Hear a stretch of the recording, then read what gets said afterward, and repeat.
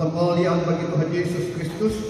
Dan saya sampaikan kepada Bapak Ibu Saudara jemaat KTK dan siapapun yang ikut ibadah online dari GBS Cepata Ambon ini, saya sampaikan shalom. Puji Tuhan, kita diberi anugerah untuk boleh ada hari ini dan anugerah untuk beribadah walaupun dalam bentuk online. Tapi sekali lagi saya katakan, Roh Kudus tidak dapat dibatasi oleh apapun. Nah, saudara kekasih Tuhan, pembacaan firman Tuhan terambil dari Matius pasal 24 ayat 37 sampai dengan 39. Injil Matius pasal 24 ayat 37 sampai dengan ayat 39. Jika Bapak Ibu Saudara dapat, boleh ikut bersama saya bacakan dan Anda ikut di rumah masing-masing atau di tempat masing-masing. Matius 24 ayat 37 sampai 39. Demikian, sebab sebagaimana halnya pada zaman Nuh, demikian pula halnya kelak pada kedatangan Anak Manusia. Sebab sebagaimana mereka pada zaman sebelum air bah itu makan dan minum, kawin dan mengawinkan, sampai kepada hari Nuh masuk ke dalam bahtera, dan mereka tidak tahu akan sesuatu sebelum air bah itu datang dan melenyapkan mereka semua. Demikian pula lah halnya kelak pada kedatangan Anak Manusia. Amin. Bapak Ibu Saudara kasih Tuhan, minggu lalu saya katakan bahwa ini saya mulai minggu lalu dalam bentuk seri khotbah berjaga-jaga, ya, seri khotbah berjaga-jaga. Dan tema pertama yang saya sampaikan minggu lalu, berjaga-jaga karena Tuhan datang segera seperti pencuri. Tuhan datang segera seperti pencuri. Hari Tuhan datang segera seperti pencuri. Nah, saudara kekasih Tuhan, ya, karena itu saya akan teruskan seri khotbah berjaga-jaga. Hari ini adalah tema kedua. Tema kedua seri berjaga-jaga, yaitu berjaga-jagalah seperti Nuh. Ya, saya dari berikut yang sama minggu lalu, ya, berjaga-jagalah seperti Nuh. Seperti ayat-ayat yang baru kita baca dari ayat 37 sampai 39 itu menceritakan bagaimana Nuh lepas dari air bah, selamat dari air bah, bagaimana orang-orang binasa sementara Nuh sendiri selamat. Ya. Itu sebabnya saya beri tema khotbah ini, berjaga-jagalah seperti Nuh. Saudara-saudara kasih Tuhan, ada 5 ciri khas dari hidup Nuh yang menyebabkan dia luput dari bencana air bah, yang menyebabkan dia dan keluarganya selamat. Jadi saya akan sampaikan ke-5 poin ini untuk kita belajar, saudara-saudara, ya. Perhatikan, jangan Anda kelewatan dengan kebenaran. Poin pertama, ya, ciri hidup Nuh yang harus menjadi bagian hidup kita. Poin pertama, Nuh makan dan minum untuk memuliakan Tuhan. Saudara, kalau kita baca pada ayat 38a, dikatakan begini, sebab sebagaimana mereka pada zaman sebelum air bah itu makan dan minum. Ya, orang-orang di zamannya Nuh makan dan minum, sementara mereka makan dan minum, tiba-tiba air bah datang. Nah, saudara kekasih Tuhan, apakah Nuh tidak makan dan minum? Nuh juga makan dan minum. Sebab kalau Nuh tidak makan dan tidak minum, pasti mati, saudara. Tapi perbedaannya, Nuh makan dan minum untuk memuliakan Tuhan. Kita boleh baca di dalam 1 Korintus pasal 10 ayat 31. Di sana 1 Korintus pasal 10 ayat 31. Ya, 1 Korintus pasal 10 ayat 31, ya, makan dan minum untuk memuliakan Tuhan. Dikatakan, aku menjawab, jika engkau makan atau jika engkau minum atau jika engkau melakukan sesuatu yang lain, lakukanlah semuanya itu untuk kemuliaan Allah. Noah juga makan dan minum. Ya, sebab kalau tidak makan dan minum, saudara-saudara, pasti mati. Tapi Noah dalam makan dan minum, mereka sekeluarga makan apa yang diizinkan Tuhan makan, dan mereka memuliakan Tuhan. Mereka mengucap syukur atas apa yang mereka makan. Tapi orang-orang lain tidak begitu, saudara. Ya, orang-orang yang hidup bersama dengan Noah, mereka makan dan minum tanpa memuliakan Tuhan.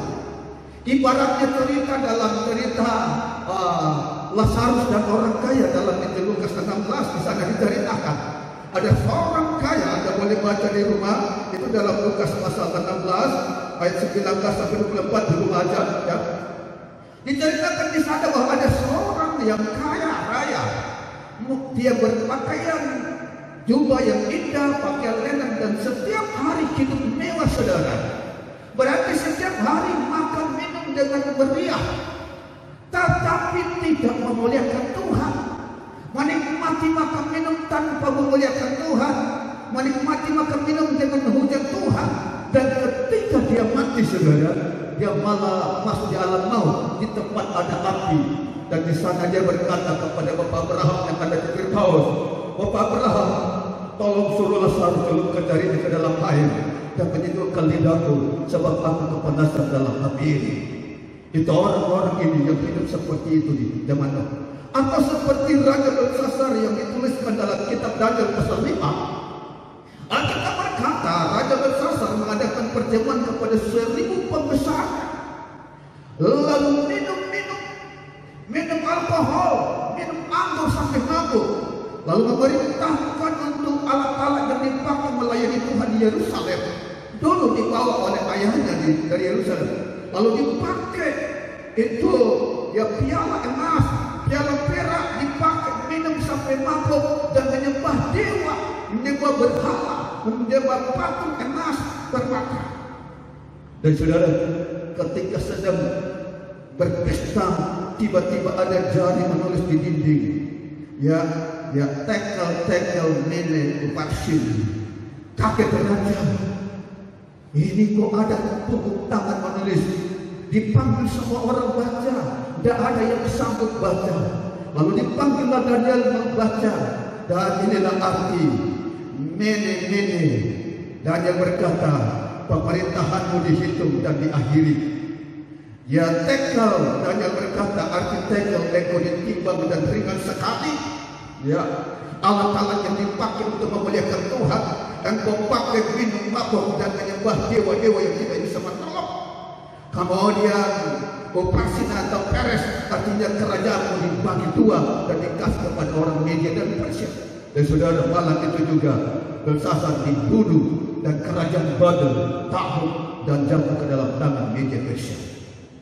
Itulah orang-orang yang makan minum tanpa memuliakan Tuhan. Tapi Nuh makan minum dan memuliakan Tuhan. Itu rahasia pertama dari kehidupan Nuh menjadi orang yang diselamatkan. Yang kedua, Nuh menikah dan menikahkan sesuai dengan kehendak Tuhan. Masih ayat 38 bagian B Matius 24 ini, di sana dikatakan kawin dan mengawinkan sampai kepada hari Nuh masuk ke dalam bahtera. Saudara dikasih Tuhan, kawin dan mengawinkan itu berat. Ya, Nuh juga kawin, buktinya dia punya istri. Nuh juga mengawinkan, buktinya 3 putranya punya istri. Berarti Nuh juga melakukan proses kawin dan mengawinkan.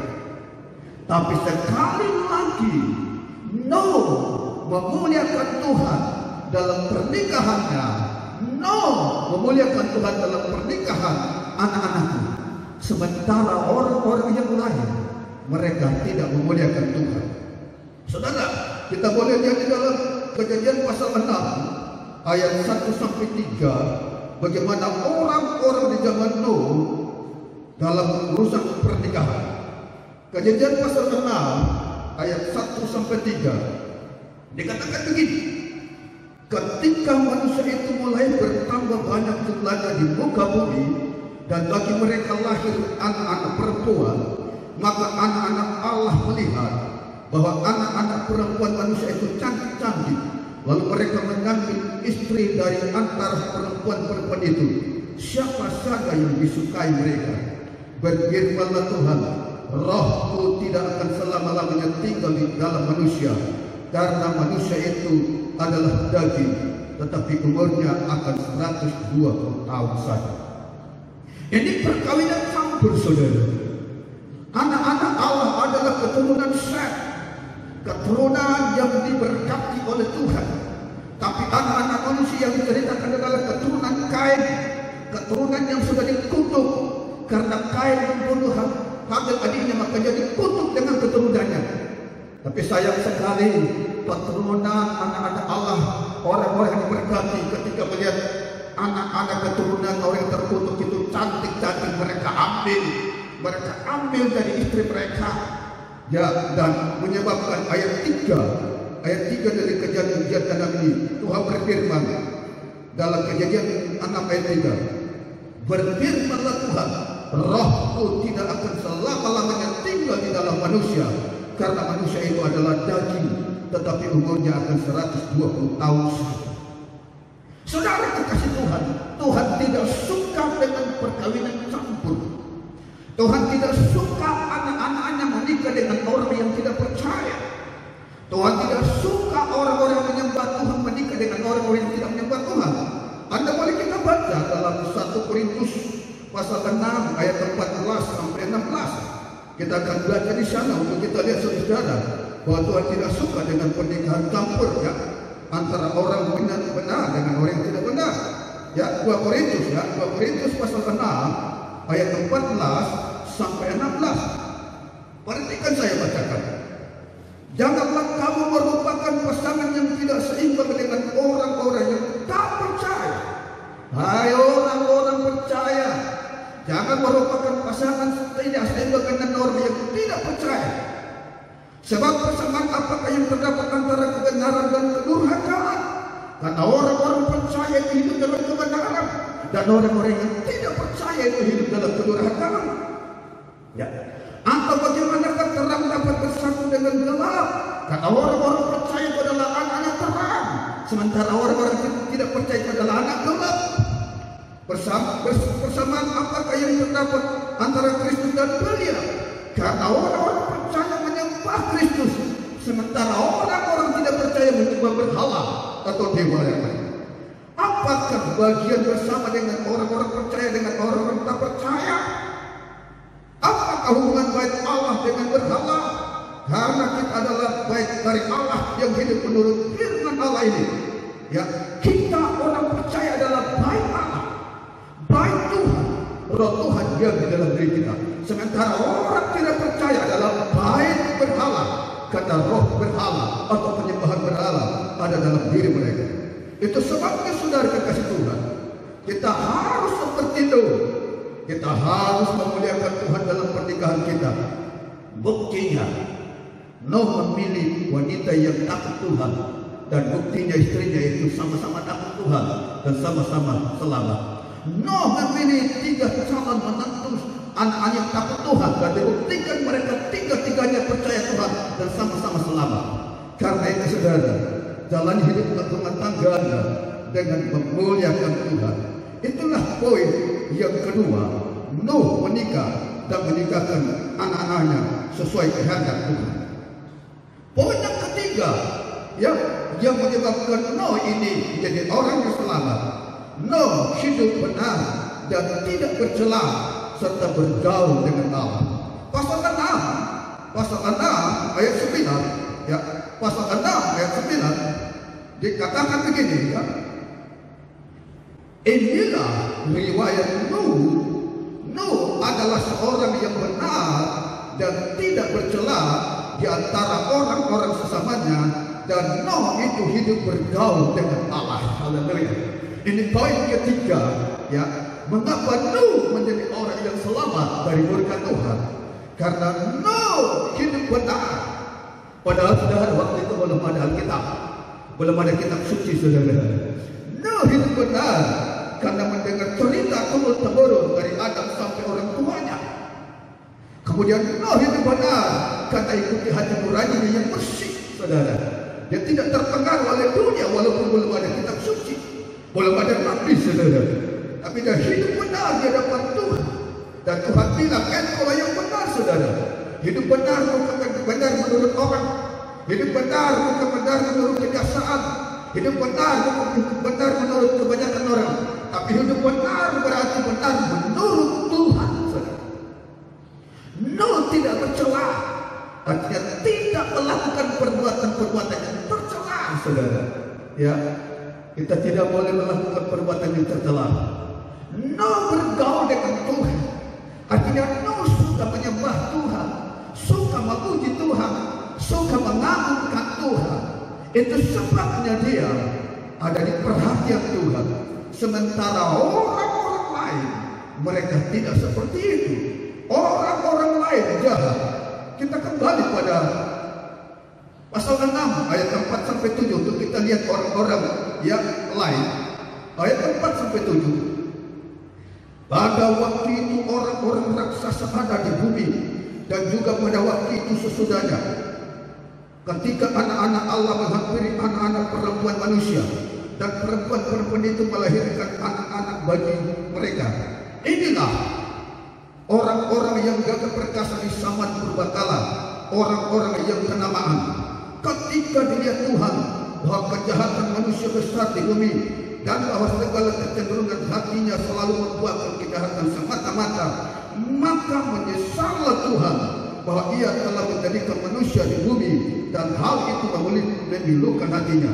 Berfirmanlah Tuhan, aku akan menghapuskan manusia yang telah kuciptakan itu dari muka bumi, baik manusia maupun hewan, dan binatang-binatang melata, dan burung-burung di udara, sebab aku menyesal bahwa aku menjadikan mereka. Saudara kekasih Tuhan, perkawinan campur tadi melahirkan orang-orang yang raksasa. Raksasa secara fisik tinggi besar, tapi raksasa juga dalam kejahatan. Hati mereka selalu penuh dengan kejahatan. Keinginan mereka selalu jahat. Kesukaan mereka selalu jahat. Maka mereka melakukan kejahatan yang luar biasa. Mereka gagah perkasa bukan menolong orang, tapi gagah perkasa menganiaya orang lain.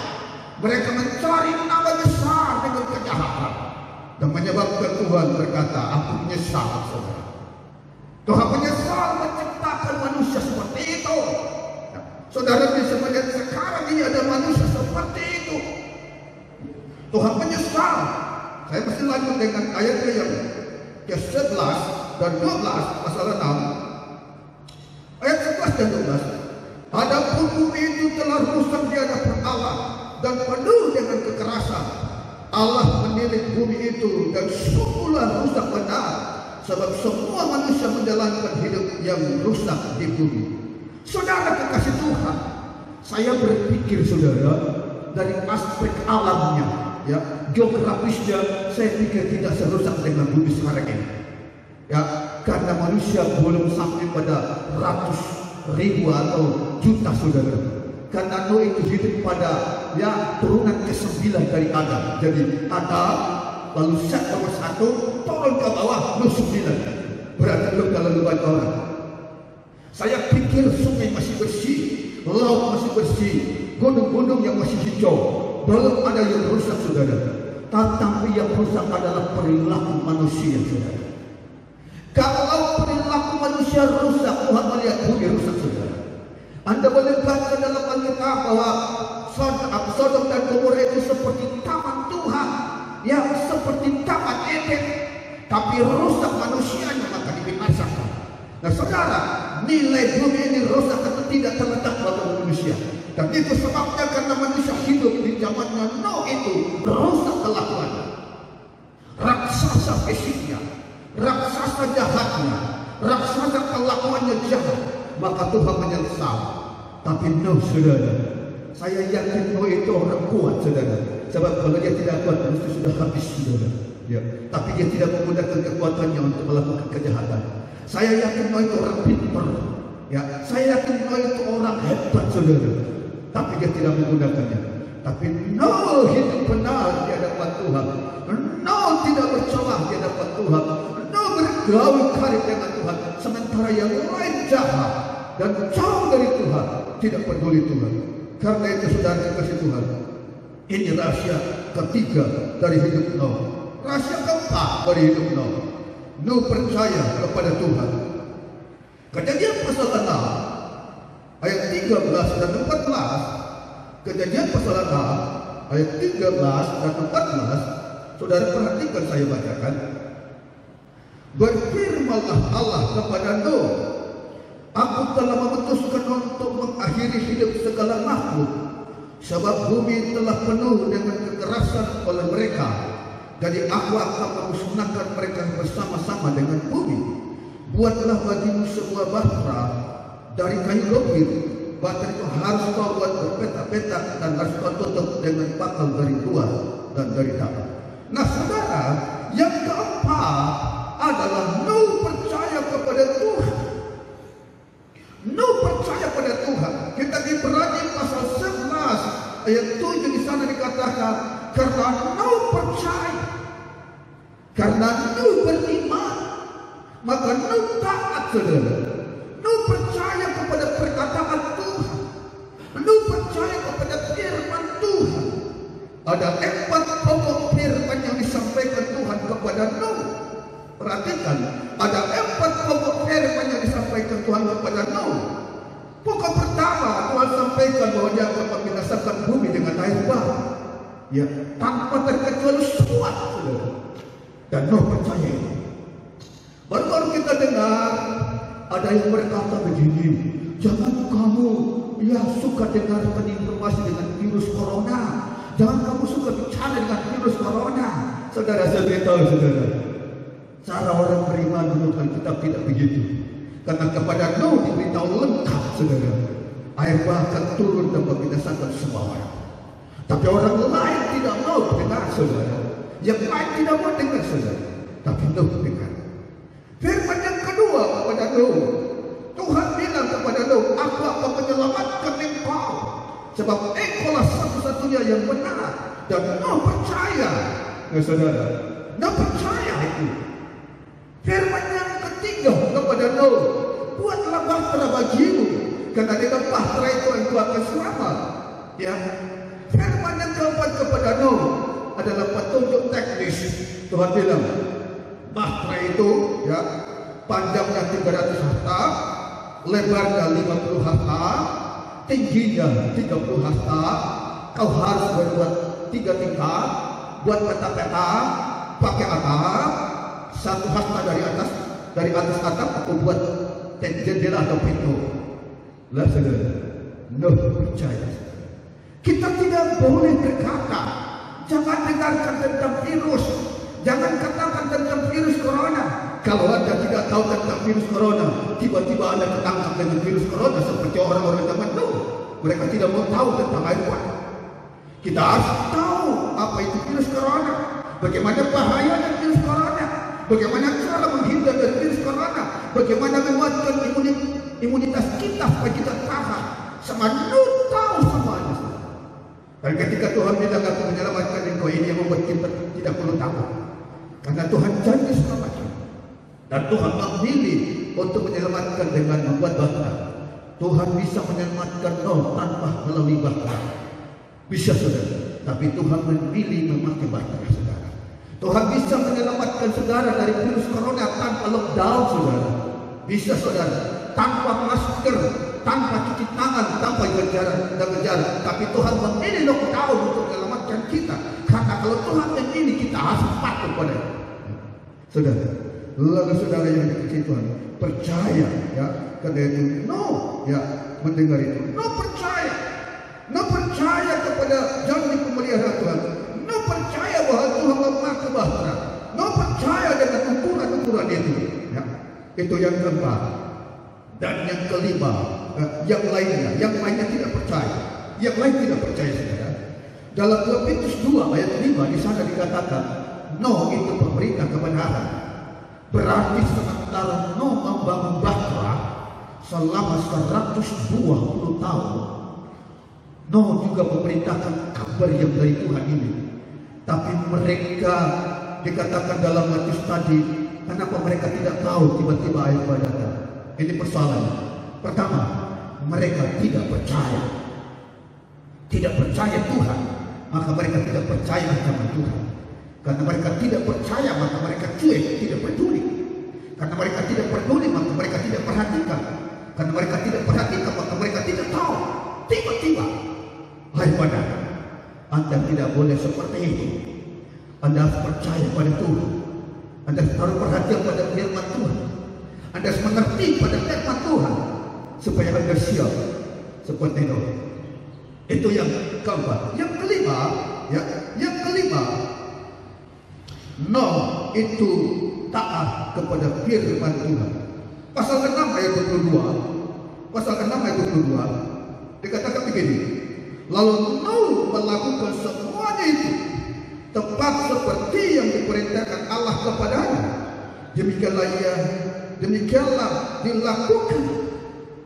Di poin kelima, tidak cukup percaya, tapi taat kepada firman Tuhan. Ya, taat kepada firman Tuhan, perintah Tuhan. Tuhan bilang buat batra, dan Nuh buat batra sekarang. Sesuai dengan ukuran yang diberikan. Nuh buat batra.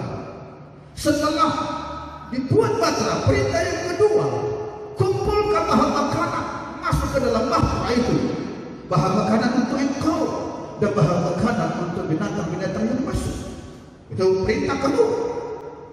Setelah itu perintah ketiga, masuklah engkau dalam batra, saudara.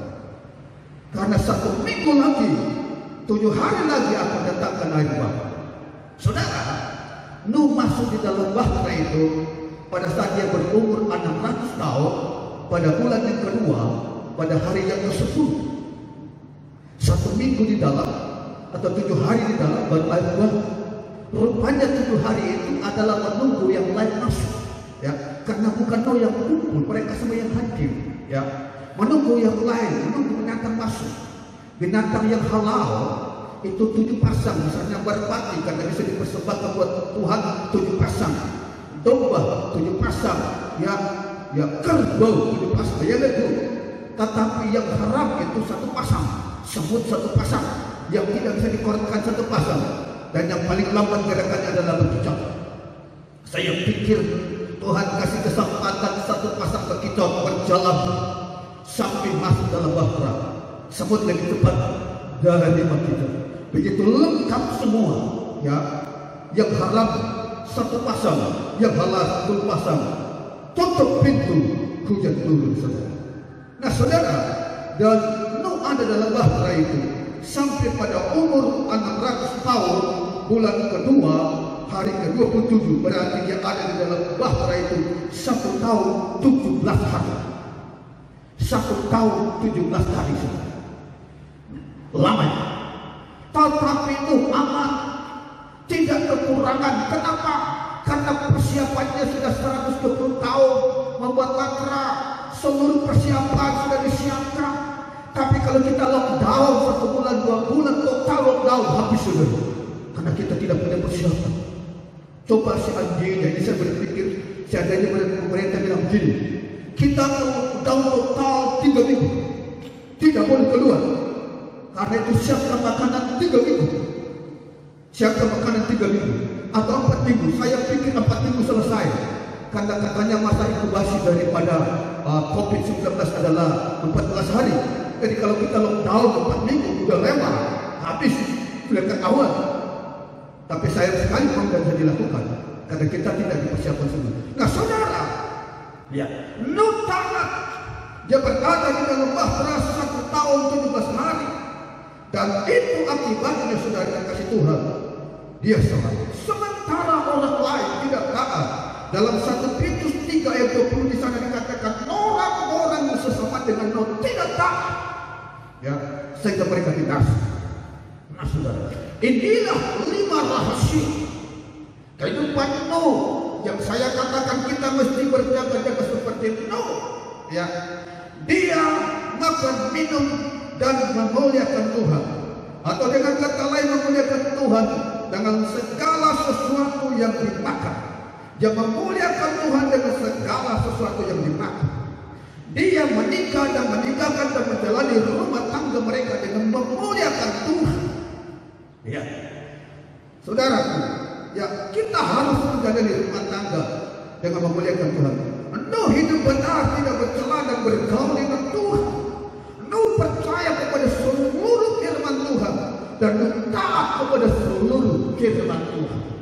Nah, saudara kekasih yang dikasih Tuhan Yesus, jika kita ingin diselamatkan seperti Nuh, jika kita ingin masuk dalam kemuliaan kekal, mari kita seperti Nuh. Muliakanlah Tuhan dalam segala sesuatu yang Anda makan dan minum dan pakai.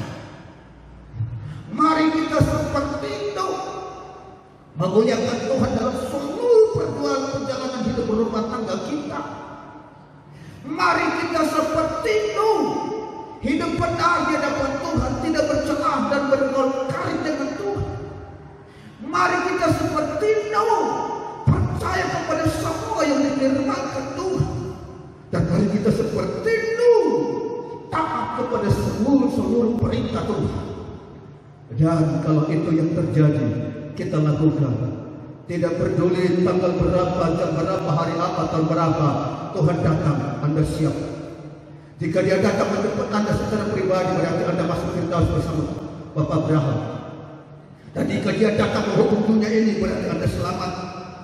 Dan jika Dia datang mengangkat gerejanya, berarti Anda terangkat. Karena itu hari-hari ini, sekali lagi saya katakan, mari kita berjaga-jaga,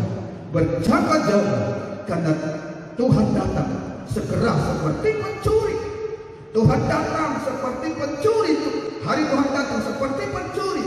Bukan saatnya lagi kita main-main, bukan saatnya kita santai, tapi mari kita berjaga-jaga, karena hari Tuhan sudah dekat. Kedatangan Yesus Kristus sudah dekat. Karena itu saya berharap dan berdoa, semua Anda yang mendengarkan firman ini menjadi seperti Nuh, sehingga ketika Tuhan datang, Anda sudah siap dan Anda menjadi orang berbahagia. Tuhan Yesus memberkati. Amin. Shalom. Puji Tuhan. Selamat menjalani hidup berjaga-jaga seperti Nuh. Sampai kita jumpa pada hari Kamis, hari peringatan kenaikan Tuhan Yesus Kristus. Kita akan terima berkat kenaikan Tuhan Yesus. Shalom. Shalom.